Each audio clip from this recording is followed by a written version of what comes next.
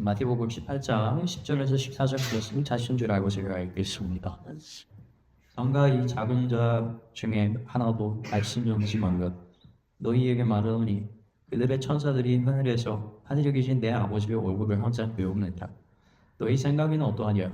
만일 어떤 사람이 양 100마리가 있는데 그 중에 하나가 길을 잃었으면 그 99마리를 산에 두고 가서 길 잃은 양을 찾지 않겠느냐? 진실로 너희에게 이르노니 만일 찾으면 길을 잃지 아니한 99마리보다 이것을 더 기뻐하리라. 이와 같이 이 작은 자 중에 하나라도 잃는 것은 하늘에 계신 너희 아버지의 뜻이 아니니라. 아멘. 심리학에는요, 이 손실회피라는 단어가 있습니다. 이 손실회피를 정의 내리기 위한 실험이 있는데, 이 실험을 우리나라 말로 조금 더 편하게 풀자면 이런 내용이에요. 여러분들에게 만약에 500원을, 아니 1000원을, 아니 500원을 준다고 해요. 그럼 이것을 받을 수 있습니다. 선택하면 100%다 받아요. 그런데 선택할 수 있어요. 50%의 확률로 이 1000원으로 받든지 2배를 더 높여서, 아니면 50% 확률로 못 받게 된다는 거죠. 여러분은 어떤 선택을 할까? 이런 실험을 했습니다. 대부분의 사람이 뭘 선택했냐? 안정적인 500원을 선택을 합니다. 또 반대로 이번에는 어떻게 했냐? 사람들에게 어느 정도의 돈을 주고 이번엔 500원씩 빼가겠다는 겁니다. 사람들에게 선택지를 주죠. 첫 번째 선택은 계속해서 500원씩 반복해서 빼간다라는 것과 두 번째는 하나도 안 빼갈 수도 있지만 50%의 확률로는 1000원을 빼가겠다는 겁니다. 이번 선택에선 사람들이 뭘 선택했을까요? 안정적으로 500원이 빠지는 게 아니라 약간의 더 리스크를 감수합니다. 위험을 감수해서 뭘로 선택해요? 50%의 확률로 하나도 안 뺏길 수 있는 선택지를 고르는 거죠. 반대의 선택이지만 본질은 똑같습니다. 단 하나만 있어요. 무엇이죠? 그래서 손실회피라고 하는 겁니다. 사람의 심리 속에 있는 거죠. 첫 번째는 아예 손실을 보지 않는 것. 두 번째는 50%의 확률이라는 손실을 보지 않을 수 있는 선택. 그럴 때 위험을 감수하는 거죠. 너한테 보시죠. 이 실험을 통해서 발견된 게 있는데 무엇이냐면 사람은 실제로 있잖아요. 무언가를 얻을 때 오는 기쁨과 무언가를 잃을 때 오는 손실을 보통이라고 하는 수치로 표현을 해서 숫자로 봤는데요. 무언가를 얻을 때 오는 기쁨보다 무언가를 잃을 때 오는 고통이 훨씬 더 크다는 겁니다. 약 2배 정도 수치가 더 높았다고요. 이처럼 사람은 자기가 가진 것을 잃어버리는 거 있잖아요. 이 부분에 대한 고통이 정말 큽니다. 그래서 인간이 얼마나 자기가 가진 것이 없어질까 하는 두려움에 휩싸이는지 몰라요. 이것은 심리학에서 증명된 사실입니다. 그래서 우리는 심리학적인 개념이지만 이걸 우리가 믿음으로 조금 적응해서 이용해 볼 필요는 있다는 생각을 합니다. 그러기 위해서 우리가 무엇을 확인해 봐야 되냐? 바로 우리가 손실회피라고 하는 그 고통을 느끼는 분야가 과연 어느 곳에 있는가에 대해서 한번 진지하게 돌아보자는 것이죠. 얼마 전에 한 금융의 이 투자 회사가 그 자신의 그 화면에다가 이런 공표를 넣은 겁니다. 어떤 공표를 넣었냐면 지금 한강물의 온도가 어떠하다라고 하는 게시물을 같이 놓은 거예요. 이게 굉장히 놀라더랬어요. 회사 입장에서는 그냥 약간의 위트가 섞인 농담이었다라고 얘기를 할지는 모르겠지만 여러분 사람들 입장에는 어떻습니까? 아니 사람의 자살을 상징할 수 있는 한강물의 온도를 그렇게 농담처럼 표현한다는 것 자체가 얼마나 사람의 목숨 가지고 장난하는 거예요. 그래서 엄청 비판을 받은 적이 있습니다. 여러분 이게 무슨 얘기냐면 주식을 해서 어떤 사람들이 돈을 잃게 되잖아요. 그러면 그 손실로 인해서 무엇까지 생각합니까? 자살까지 생각을 한다는 걸 단편적으로 보여주는 겁니다. 실제로 이런 손실회피가 주식에 상당히 많이 적용됐다고 해요. 어떤 사람이 어떤 투자를 합니다. 그런데 이윤이 나잖아요. 그러면 많은 사람들이 그걸 잘 판대요. 그런데 주식을 하는 사람들 중에 이게 손해가 나잖아요. 그럼 이 사람들이 이걸 못 판다고 그래요. 오히려 어떡합니까? 지금이 저가 매수 기회다라고 해서 흔히 말하는 몰탁이라는 말 하지 않습니까?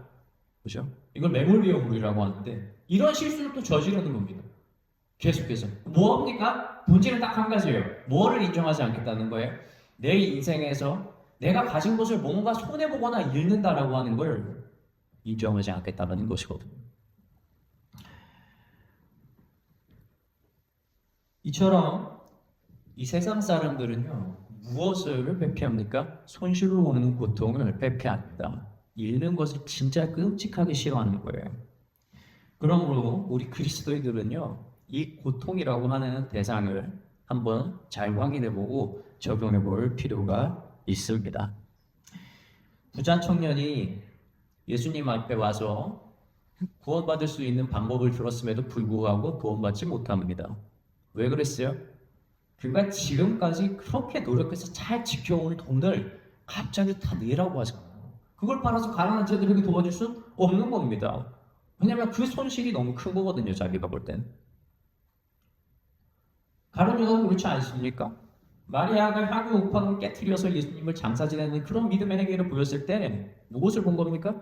이 향유가 얼마나 비싼 건데 라고 하면서 이것을 팔면 얼마 이득이 날 수 있는데 어떻게 이것을 그렇게 허비하는가라는 생각을 하게 됐죠. 제가 앞서 말씀드린 이 두 사람은 결국 무엇입니까?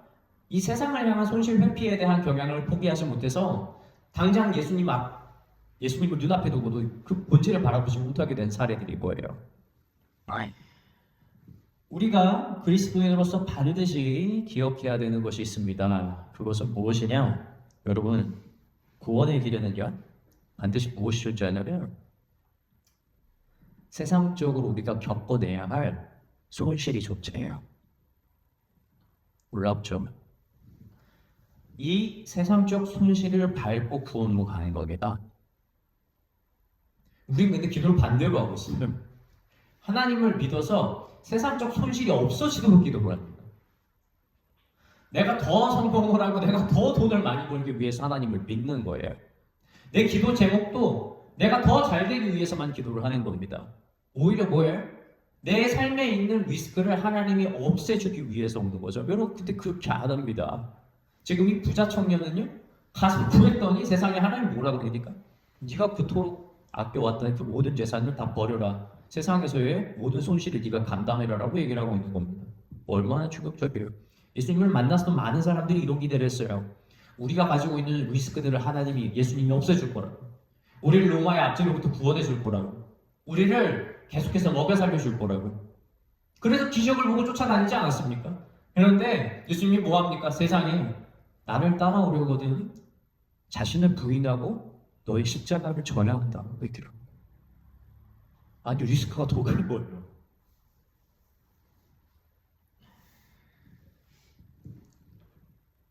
밭을 사는 사람은요, 자기가 그 밭을 사기 위해 자기가 일생에 받은 모든 물질의 복을 다 거기다 갖다 바쳐야 되는 거예요. 도랫돈을 가진 한 과부가 하나님에게 감동을 주기 위해만 헌금을 내기 위해선 자기가 가지고 있는 모든 재산이 그 도랫돈을 다 헌금 안에 넣어야 하는 것이죠. 이것은 비단 물질에만 제한되는 것은 아닙니다. 이건 여러분 사람의 관계에서도 마찬가지입니다. 우리가 투자라고 하잖아요. 돈만 투자하겠습니까? 뭐도 투자하죠? 사람과 인맥도 투자하잖아요. 여러분 세상은요 정확하게 사람 관계를 정의 내려줘요. 어떻게 정의 내립니까? 나랑 만나서 내가 유익이 되는 사람이면 내가 만나고 그렇지 않으면 만나지 말라는 거예요. 여러분 이거 부모들이 애들한테도 가르치는 거 아십니까? 왜 서울로 그렇게 많이 가고 왜 교육을 서울에서 시킬 줄 아십니까? 이런 말들 하는 겁니다. 우리 자식이 도움이 될 만한 친구를 만나라는 거예요. 우리는 애들을 이렇게 교육하는 거예요. 애초에 사람 관계조차도 정의를 어릴 때부터 나에게 도움이 될 만한 사람은 만나야 되고 그렇지 않은 사람 만나지 말라고 투자를 개념으로 가르치는 것이죠.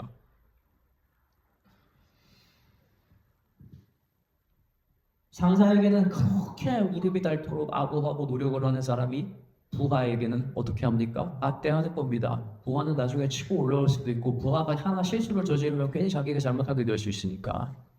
여러분 저는 이거 군대에서 봤어요. 제 상사들 중에서 있잖아요. 딱 눈으로 구분할 수가 있어요. 첫 번째 뭐냐? 진급을 해야 되는 사람과 진급에 관심 없는 사람입니다. 여러분 누가 좋은 상사일까요?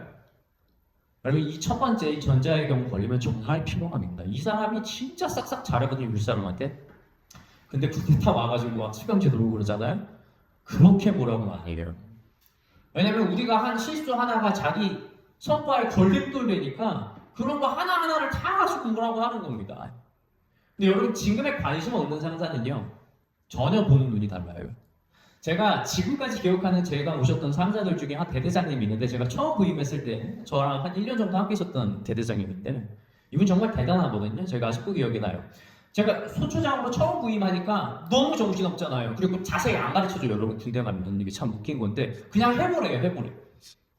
그 얼마나 부담이 되게 잠도 안 와요. 며칠 동안은 너무 일이 많은데 너 그거 했냐 나 이렇게 물어봐요. 막 그러면 뭔지 무슨 말인지 내가 어떻게 알아요? 그런 하루하루를 보내고 있는 날 어느 날 대대장님이 온 겁니다. 얼마나 정신 없겠어요. 근데 대장님 오고 나서 내가 수경지를 다 가가지고 하나씩 다 보여주는데 그때 다 보이는 거예요.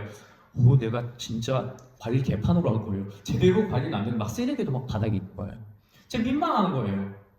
그런데 제가 왜 그 대대장님을 기억하냐면 그 대대장님이 그 쓰레기 보고 제 어깨에 손을 올리고 이렇게 얘기했어요. 이셔보이셔 조정 잘하고 있어. 이런 자질구레한 거 눈에 안 보이는 게 지금 맞는 거라고. 앞으로도 항상 작전에 신경 쓰라고. 이런 건 별로 중요한 게 아닌데 이렇게 얘기하신 거예요. 여러분 제가 나중에 알게 됐는데 그 대대장님이요 진급에 관심이 없으신 분이에요. 가는 곳이 이미 나중에 가서 전역을 하는 루트가 어느 정도 정해지신 분이에요. 여러분 말과 행동은요 그 사람이 무엇을 가지고 있는지 보여줍니다. 진급에 목매는 사람인지 진급에 관심이 없는 사람인지는 어디서 드러납니까? 결국 그 사람이 보여주는 말과 행동으로부터 드러나는 것이죠. 앞서 제가 구원의 길에는 뭐가 있다고 그랬죠? 반드시 세상적 손실이 있다고 제가 말씀을 드렸죠. 그럼 여러분 왜 그럴까요? 왜 하나님은 우리에게 찾아오셔서 우리를 구원받게 하셨음에도 불구하고 우리가 이러한 세상적 손실을 밟고 가게 하셨을까? 너무 당연하지 않습니까? 그것은 제가 모셨던 대대장님이 자신의 행동과 말로 자신이 진급에 관심이 없다라는 것을 보여주는 것처럼 여러분 모든 그리스도인들에게 반드시 이 세상에서 드러내야 되는 것이 있어요. 무엇입니까? 바로 하나님의 영광입니다. 여러분에게 구원을 주신 건요. 여러분 그냥 여러분이 구원받고 하늘로 올라간다는 게 끝이 아니에요. 뭐 하라는 겁니까? 저 하늘에 무엇이 있는지 너희가 가지고 있는 복음의 비밀이 무엇인지 세상에 드러내라는 겁니다. 그러니 뭐 하라는 거예요? 세상적 손실을 간수하고 너희 가운데 있는 믿음을 드러내라라고 하는 하나님의 계획인 것이지요. 만약 예수님 앞에 모인 수천 명의 무리 중에서 자신이 가지고 있는 떡과 물고기를 예수님 앞에 들어온 소년이 없었다고 해봅시다. 나먹을 것도 부족했을 텐데 이걸 내가 왜 해? 라고 생각해볼까요? 그럼 오병이어의 기적이 있었겠습니까? 없었죠. 그 자리에 모인 모든 사람들을 수천 명을 다 먹이고 수없이 많은 광주리를 남겼던 그러한 기적이 일어날 수 있겠습니까? 결국 그 소년이 모든 것을 예수님 앞에 드렸을 때 그러한 기적이 일어나는 겁니다. 그러므로 여러분 믿음의 기적을 여러분들이 살면서 만나고 싶다면 죄송하지만 그것은 여러분이 세상적 손실이라고 하는 것을 믿음으로 감당했을 때 주로 일어난다는 사실을 기억하시기 바랍니다. 내가 가지고 있는 물질을 나누고 높은 사람이 아닌 낮은 사람을 섬기며 내가 가진 시간과 나의 자존심을 나의 유익이 아닌 다른 사람의 유익을 위해서 포기할 때 우리를 통해 말씀이 성취되고 하나님의 놀라운 모든 계획들이 땅에서 이루어져 나간다는 사실입니다. 그러므로 손실을 기뻐하십시오. 여러분 그러나 이것은 본질적으로 손실이 아닙니다. 그것은 나중에 있을 우리의 상급에 대한 투자이며 그것은 또한 세상의 그리스도인으로서 하늘의 상을 보여주는 하나의 징표가 되는 것입니다. 그렇다면 우리는 이제 봐야 되는 거예요. 우리가 첫 번째로 봤잖아요. 우리가 뭘 그렇게 아까워하는가? 내 시간을 아까워하는가?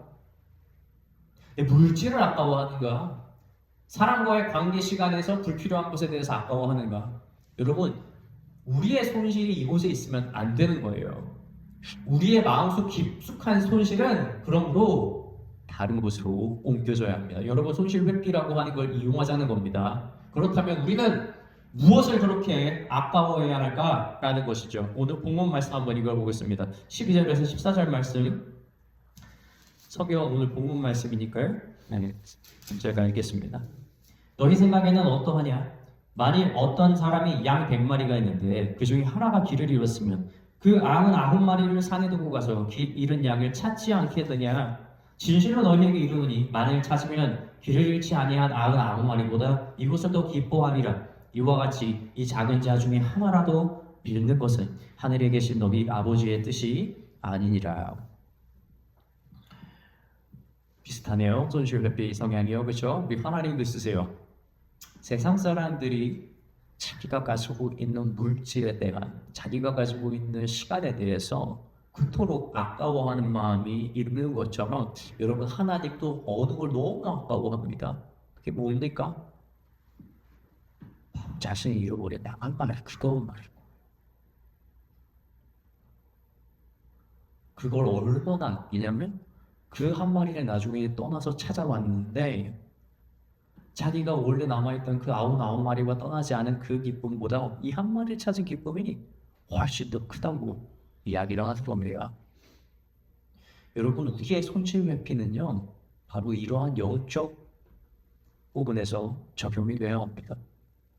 여러분, 우리가 무엇을 아까워해야 된다고요? 하나님의 잃어버린 그 양 한 마리를 보고 이 가슴을 치는 고통이 있어야 되는 겁니다. 왜 그리스도인들이 삶을 사는 게 힘든 줄 아십니까? 여러분, 그건 돈을 못 벌어서가 아니에요. 복을 못 받아서가 아니에요. 아직도 하나님을 믿지 못하는 사람에 대한 그 안타까움과 연민이 우리를 치기 때문입니다. 어차피 우리 다 구원 받았잖아요. 복에 뭐가 부족해요? 우리가 하나님께 더 구할 복도 없어요, 이제는. 이미 다 주셨는데. 그런데도 불구하고 어떡합니까? 슬픔과 외통이 남아있는 겁니다. 외통하는 자는 복이 있나니. 왜 그렇습니까? 하나님의 마음을 담고 살아가니 이 세상에서 하나님을 잃어버린 양을 보는 그 안타까움이 우리 마음을 치는 거거든요. 여러분, 이 손실 회피 있어야 됩니다. 이거에 대해서 내가 혹시라도 잃어버리지 않을까, 이 양을 내가 잃지 않을까 하는 그 두려운 마음이 우리 마음 가운데 꼭 있어야 한다는 사실이지요. 한 영혼을 잃어버리는 일을 온 천하를 잃는 것과 같은 고통으로 받아들인 하나님처럼 한 영혼을 실족하게 하는 일이 마찬가지로 우리의 삶에도 큰 고통이 되어야 합니다. 사실 오늘 본문 말씀을 좀 앞에서부터 읽고 싶었는데 분량이 많아서 읽지 못한 부분이 있어서 이 앞절을 같이 좀 보겠습니다. 이 부분에서 예수님이 굉장히 무서운 경고를 던지거든요. 한번 꼭 우리가 읽어봐야 되는 말씀입니다. 마태복음 18장 6절에서 9절 말씀 제가 읽어드리겠습니다. 누구든지 나를 믿는 이 작은 자 중 하나를 실족하게 하면 차라리 연자맷돌이 그 목에 달려서 깊은 바다에 빠뜨려지는 것이 나으니라. 실족하게 하는 일들이 있으므로 말미암아 세상에 화가 있도다. 실족하게 하는 일이 없을 수는 없으나 실족하게 하는 그 사람에게는 화가 있도다. 만일 내 손이나 내 발이 너를 범죄하게 하거든 찍어내어 버리라. 장애인이나 다리 저는 자로 영생이 들어가는 것이 두 손과 두 발을 가지고 영원한 물에 던져지는 것보다 나으니라. 만일 내 눈이 너를 범죄하게 하거든 빼어내버리라. 한 눈으로 영생에 들어가는 것이 두 눈을 가지고 지옥불에 던져지는 것보다 나으니라. 저는 믿음이 그렇게 깊지 않을 때 이 말씀을 읽었거든요. 근데 아직도 생각나요. 제가 중고등부 때 수련회 가서 이 말씀을 읽고 국사를 갔는데 너무 무서운 거예요. 내가 처음에 죄를 짓고 내 손 잘라야 되나? 내 눈이 잘못하면 눈 뽑아야 되나? 이런 무서움이 생기는 거예요. 여러분, 근데 이 말씀 자세히 보잖아요. 여러분, 뭐가 보이지 않습니까? 여러분, 하나님 마음도 한번 봐보세요. 무엇이 보여요? 두려움이 보이지 않습니까? 예수님이 너무 두려운 거예요. 뭐가 두려워요? 하나님의 잃어버린 양 하나가 영을 떠날까봐 너무 두려운 겁니다. 그래서 지금 경고하는 거예요. 너희 중에 분명히 누군가를 낙심하게 만들어서 나를 떠나게 하는 일이 있을 수는 있지만 이렇게 실족시키는 거잖아요. 근데 내가 이걸 진짜 가만두지 않을 거니까 너희는 절대 하나님 잃어버린 양을 실족시키지 마. 너희가 그 일에 가담해서는 안 된다라고 얘기를 하는 것이죠. 여러분, 이건 죽음에 관한 게 아닙니다. 무엇에 관한 거예요? 살리는 것에 관한 거예요. 여러분, 유비 관우 장비가 만났잖아요. 삼국지의 죄름. 이 사람들 세 사람이 만나서 의형제를 맺어요. 이것을 도원결이라고 합니다. 이 도원결에 독특한 맹세가 들어있는데 그 맹세가 무엇이냐면 우리 중에 누군가가 죽게 되면 우리 모두는 다 그때 죽을 것이다라는 맹세예요. 여러분 너무 무섭지 않습니까?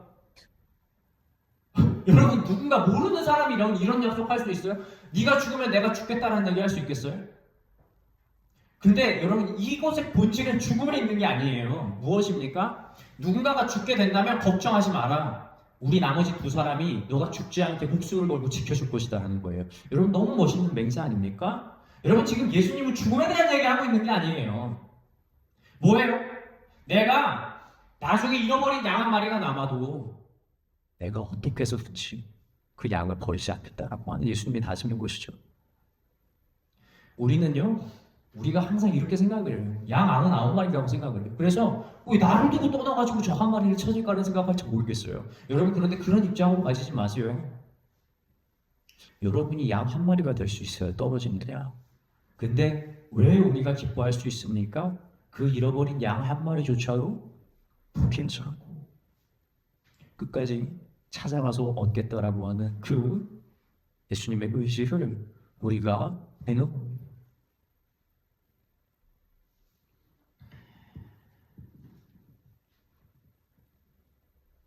발로 죄 지은 자가 자신의 발을 자른다고 죄가 없어지겠어요? 눈을 뽑으면 죄가 없어집니까?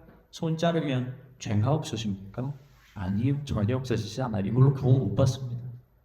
그럼에도 이렇게까지 경고한 그 예수님, 뭘 보여주는 겁니까? 그 잃어버린 한 영혼들이랑 사랑을 보여주는 것 아니겠습니까? 그러므로 우리는 스스로에게 질문해야 합니다. 나는 무엇을 잃는 것을 가장 두려워하면서 살고 있는가? 그것은 물질입니까? 혹은 사람들의 인정입니까? 아니면 나의 시간 혹은 나의 자존심입니까? 사랑하는 성도 여러분, 우리가 그 두려워하는 바로 그 손실이 우리의 중심을 보여주자는 증거가 된다는 사실을 기억하십시오. 우리는 돈을 잃는 것은 너무 심각하게 여기면서 영혼을 잃는 것은 작게 여깁니다. 우리는 너무 쉽게 관계를 잃는 것에 대해서는 두려워하면서도 하나님과의 관계에 소원해지는 것에 대해서는 전혀 그렇지 않게 생각을 할 때가 있습니다. 그러나 우리가 두려워하는 이 모든 손실은 하나님의 나라와 그의 영광을 위해서 우리가 밟고 가야 되는 하나의 성화의 과정이라는 사실을 기억하시기 바랍니다. 그러므로 물질을 잃는 것을 아까워하지 말고 영혼을 놓치는 것을 아까워하십시오. 세상을 잃는 것을 두려워하지 말고 하나님을 잃는 것을 두려워하십시오. 우리 한 사람 한 사람을 살리기 위해 자신의 독생자 예수 그리스도를 아낌없이 내어주신 그 하나님의 사랑을 기억하며 하늘에 영원한 상급을 위해 세상의 모든 것을 넉넉히 내어주는 그러한 신앙 고백이 날마다 채워지는 저와 여러분이 되길 주님의 이름으로 축원합니다. 기도하겠습니다.